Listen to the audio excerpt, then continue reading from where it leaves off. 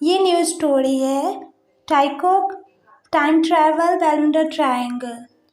कहानी शुरू करते। टयोंग एक आर्कियोलॉजिस्ट है। एक हवाई जहाज अमेरिका से कोलंबिया के लिए निकलते हैं। उस हवाई जहाज का पायलट था आरएम और दूसरा पायलट था सुग्गा। आरएम और सुग्गा बहुत अच्छे फ्रेंड भी थे। एरोप्लेन में जितने भी लोग यात्रा कर रहे थे उसमें से एक यात्री चाइनवो भी था। टयोंग और चाइनवो बहुत अच्छे फ्रेंड थे। ये दोनों साथ में बैठे थे। उन लोगों से ही थोड़ी दूर में जेहॉप भी बैठा हुआ था, जो एक लेखक है। एरोप्लेन में 2 एयर होस्टर थी, एक लीजा और रोजे। इस एरोप्लेन को चा ने डिजाइन किए। हम लोगों के पास एक चैलेंज था कि हम सभी को मिलकर उस एरोप्लेन को उड़ाना था और सभी को सही सही अमेरिका से कोलंबिया तक पहुंचना था। अचानक बाहर काले काले बादलों से घिर गया। नैन्सी कहती है, अरे अचानक इतना अंधकार कैसे हो गया? हम लोग तो सुबह में निकले हैं ना। लीजा कहती है, आप लोग पैनिक मत करो, अचानक बादल आ गया है इसीलिए अंधकार सा छा गया है। थोड़ी देर बाद सब ठीक हो जाएगा। सुग्गा और आरएम काफ़ी कोशिश कर रहे थे जल्द से जल्द इस बादल से निकल जाए। सुग्गा कहते हैं, मैं नहीं चाहता हूँ कि हम लोग बैरमुडा ट्रायंगल के जाल में फंस जाए। आरएम कोशिश करो, जल्दी हम लोगों को निकलना होगा, नहीं तो कोई भी दुर्घटना हो सकता है। आरएम कहता है, मैं पूरा कोशिश कर रहा हूँ। ये लोग काफ़ी कोशिश करते, उसके बाद ये लोग इस घने बादल से निकल जाते। हॉबी कहता है अपने बगल में बैठे हुए जिमिन से कि कितना अच्छा है ना यार, हमारे पायलट कितने अच्छे, हमें इस घने बादल से भी निकाल दिए। फिर ये लोग थोड़ी देर बाद देखते हैं धीरे धीरे अंधकार होते जा रहे, क्योंकि अब ये लोग बहुत ही घने काले बादल के अंदर प्रवेश कर रहे। बादल पूरा सुरंग के जैसा लग रहा था। हर जगह अंधकार फैल गया और प्लेन डगमगाने लगा और बिजली भी काफ़ी जोर जोर से चमक रहा था। तभी टयोंग कहता है, चा, यहाँ क्या हो रहा है? ये प्लेन इतना हिल क्यों रहा है? चा ने कहा, शायद कोई प्रॉब्लम है। बिजली के गर्जना के वजह से वो हवाई जहाज पूरे तरीके से हिलने लगा था। सुग्गा और आरएम हवाई जहाज पर से अपना कंट्रोल खोने लगा था, पर वो दोनों अपना पूरा कोशिश कर रहे थे कि कंट्रोल कर ले। टयोंग को यह एहसास हो रहा था कि उस भूल भुलैये में खो चुका है। टयोंग अच्छे तरीके से समझ गया उस नज़ारा को देखकर कि वो बरमुडा ट्रायंगल प्रवेश कर चुका है, इसीलिए ऐसा अजीब गरीब हादसा हो रहा है। टयोंग घड़ी देखता है, 30 मिनट से ज़्यादा हो गया उस बादल के अंदर गए हुए। अभी तक इन लोगों को बाहर जाने का रास्ता नहीं मिल रहा है। ऐसा हालात देखकर सभी यात्री काफ़ी घबराने लगे।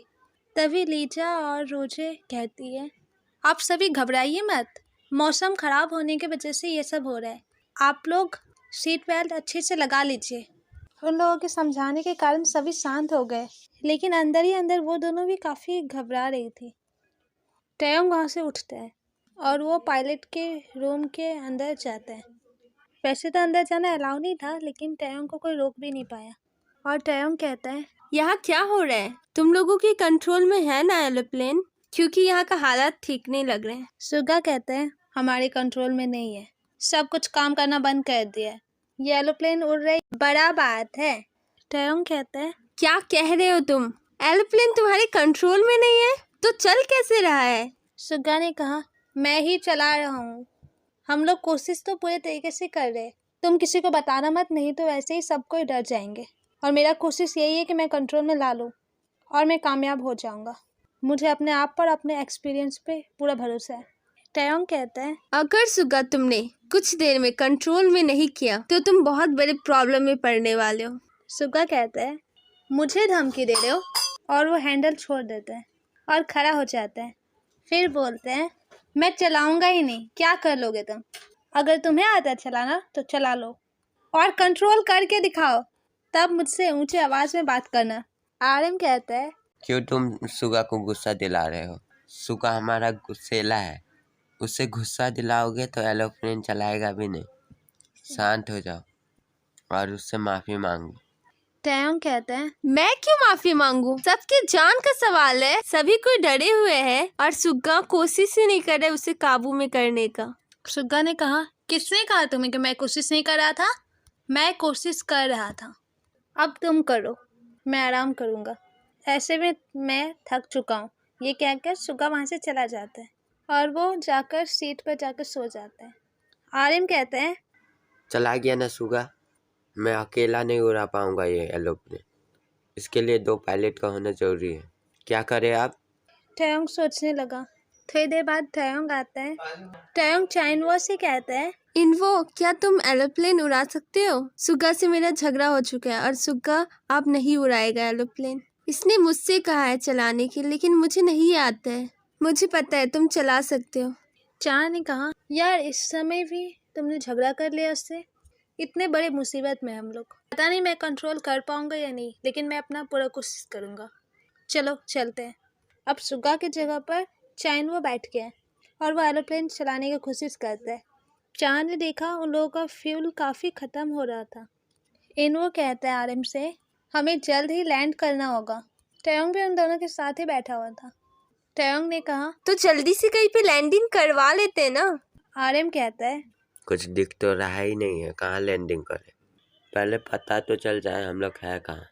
इस काले बादल के आगे हमें कुछ नहीं दिख रहा। टयोंग ने कहा, जल्दी करो और इस बादलों से निकल जाओ। चा ने कहा, यार थोड़ी देर तुम चुप रहो ना। हमारे बस का अगर रहता तो हम लोग कर ही लेते ना। किम भी शांत हो जाते हैं। चा कोशिश करने लगा, किसी भी एयरलाइन से हमारा संपर्क हो जाए जिससे हमें यहाँ से बाहर निकलने में हेल्प मिल सकते हैं। लेकिन इन लोगों का सभी के साथ संपर्क टूट गया था। नेटवर्क नहीं मिल पा रहा था। सभी का मोबाइल भी काम करना बंद कर जाते हैं।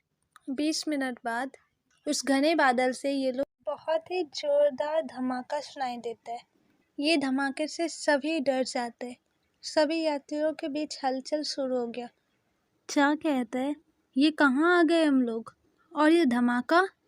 आरिम ने कहा, मुझे लगता है हम लोग किसी और ही जगह पर आ चुके हैं। दूसरी तरफ लीजा और रोजे मिलकर सभी को शांत करा रही थी, लेकिन कोई शांत नहीं हो रहे थे। तभी नैन्सी उठकर सभी से कहती है, हम सभी को हमारी पायलट पे भरोसा करना चाहिए। वो हमें हमारे घर तक सेफली जरूर लेके जाएंगे, इसीलिए आप सभी मत घबराइए। फिर सभी उसके बातों से एग्री करते हैं। टयोंग बताता है, मुझे लगता है ये परमाणु विस्फोट का आवाज है, क्योंकि इतना खतरनाक केवल परमाणु विस्फोट में ही होता है। आर्यन कहते हैं, लेकिन ऐसा कैसे हो सकता है? परमाणु विस्फोट तो द्वितीय विश्व युद्ध के समय हुआ था और अभी तो बैंड है। परमाणु बम का यूज तो हो ही नहीं सकता। टयोंग कहते हैं, मुझे लगता है हम लोग टाइम ट्रैवल किए और हम लोग परमाणु विस्फोट के समय पहुंच चुके हैं। चा ने कहा, इम्पॉसिबल, ऐसा हो ही नहीं सकता। मैं इस बात पे एग्री नहीं करता हूँ। टयोंग काफ़ी समझाने की कोशिश करता है, लेकिन उसकी बातों को कोई नहीं मानता है। और चा कहता है, टयोंग तुम डर गए हो, इसीलिए ऐसे बातें कर रहे हो। तुम्हें जाकर आराम करना चाहिए। टयोंग ने कहा, मैं सही बोल रहा हूँ, तुम लोग यकीन क्यों नहीं करते मेरी बातों का? ये लोग देखते हैं जमीन से काफ़ी जहरीला गैस आसमान की ओर आ रहा है। इन लोगों का कॉम्पास खराब हो गया था, इसी कारण इन लोगों को पता ही नहीं चल रहा है कि ये लोग कहाँ जा रहे हैं और कहाँ जाना चाहिए।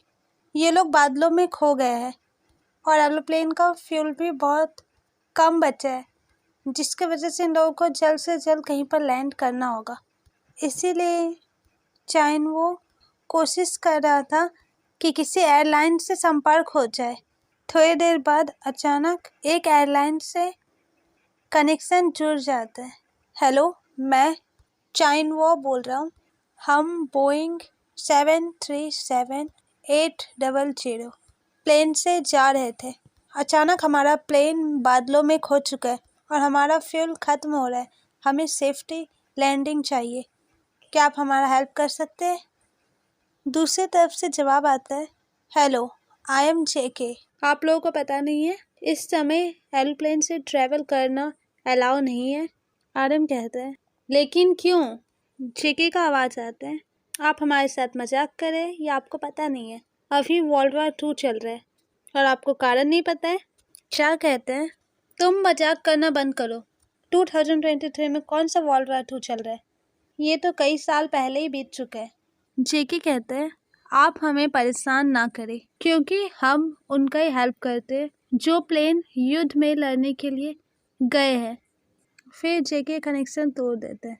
टैंग ने कहा, मैंने तुम लोग से कहा था ना, हम लोग टाइम ट्रैवल कर चुके हैं, हम लोग वर्ल्ड वॉर के समय आ चुके हैं। इसी कारण तुम्हारा बात उससे मजाक लग रहा था और तुम फिर से उसके साथ कनेक्शन जोड़ने का कोशिश करो, वही हमारा हेल्प कर सकते हैं।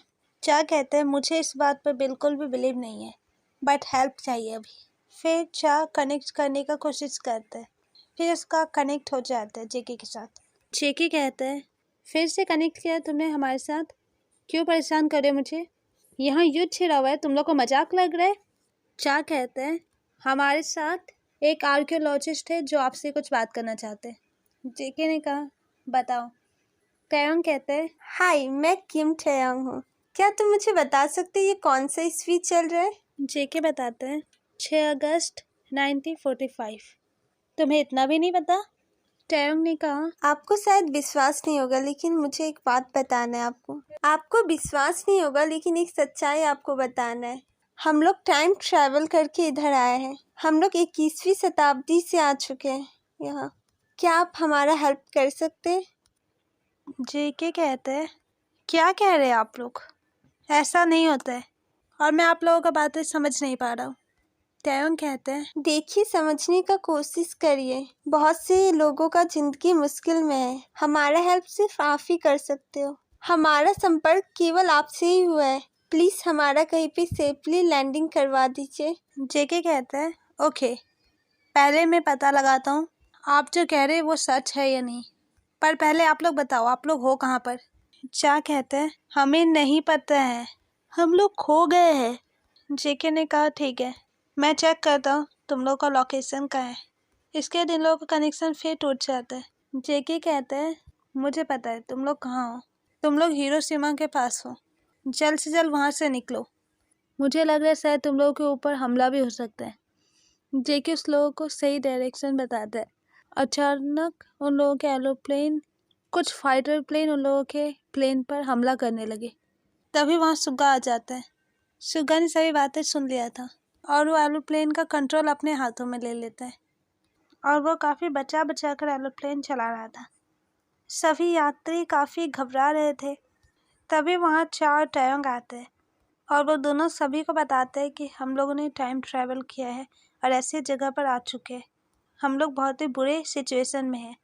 आप सभी को हिम्मत रखना होगा।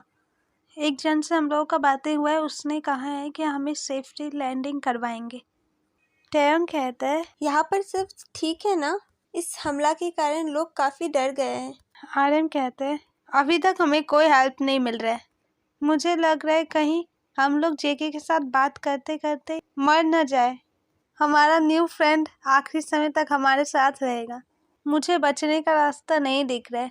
सुग्गा कहते हैं, हम लोग बच जाएंगे, विश्वास रखो। जेके के साथ फिर से कनेक्शन जुड़ते हैं। जेके कहते हैं, अचानक कनेक्शन टूट गया था, पर टेंशन मत लो, मैं तुम लोगों को सही से दिशा बताता हूँ। मैंने तैयारी करवा ली है यहाँ पर तुम लोगों के लैंडिंग के लिए।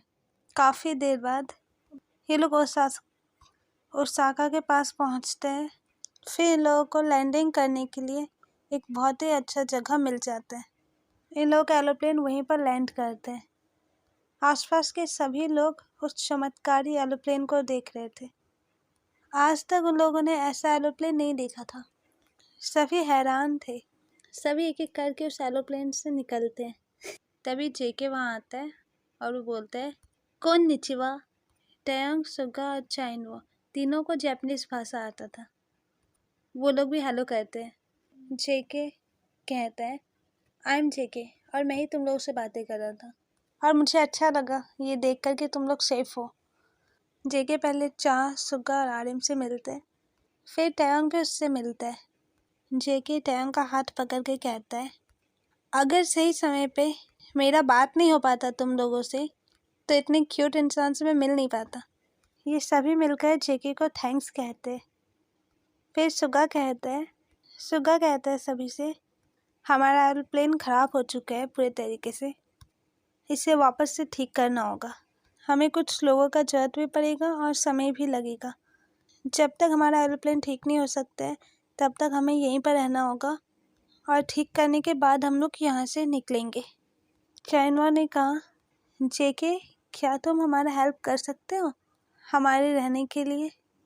जेके ने कहा, हाँ ऑफ कोर्स, आप लोगों के रहने का इंतज़ाम हो जाएगा, लेकिन मुझे नहीं लगता है कि हमारे लोग तुम्हारे एरोप्लेन को ठीक कर पाएंगे और मुझे नहीं लगता है कि हमारा देश ने इतना टेक्नोलॉजी किया है अभी तक। क्या कहते हैं? तुम टेंशन मत लो, मैं आर्टिफिशियल इंटेलिजेंट का स्टूडेंट हूँ।